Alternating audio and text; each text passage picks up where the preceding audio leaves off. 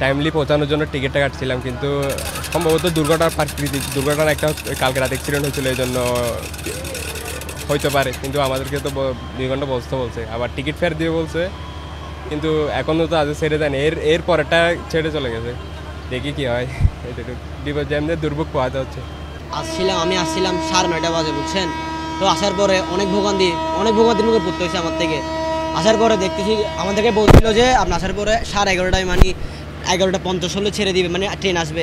সেটা আস্তে আস্তে এখন 12:20 আসছে। আসার পরে এখন ছাড়তে এখন 12:50, মানে এখন আপনি দেখতে পাচ্ছেন 1টা বেজে যাচ্ছে। তো আমাদের যেতে হবে, অনেক দেরি হয়ে যাবে। অনেক ভোগান্তির মুখে ভাই এগুলো। গতকাল কালুরঘাট ব্রিজে আন্তনগর পর্যটক এক্সপ্রেস ট্রেনের দুর্ঘটনাজনিত কারণে আজকে আপনার 821 অর্থাৎ প্রবাল এক্সপ্রেস ট্রেনটি একটু দেরিতে আসে, 12টায় এসে পৌঁছায়। এবং আমাদের যে আন্তনগর কক্সবাজার এক্সপ্রেস, এই ট্রেনটি যথাসময় ছেড়ে যাচ্ছে, এখন 12:30 বাজে, 12:30টায় ছেড়ে যাচ্ছে।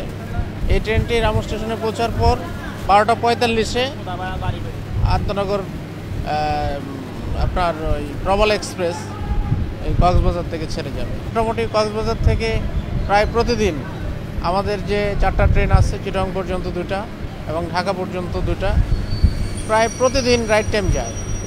দুর্ঘটনাজনিত কারণে ধরেন 1 মাসের মধ্যেও না, বেশ কয়েক মাসের মধ্যে আজকে কিছুটা বিলম্ব হলো।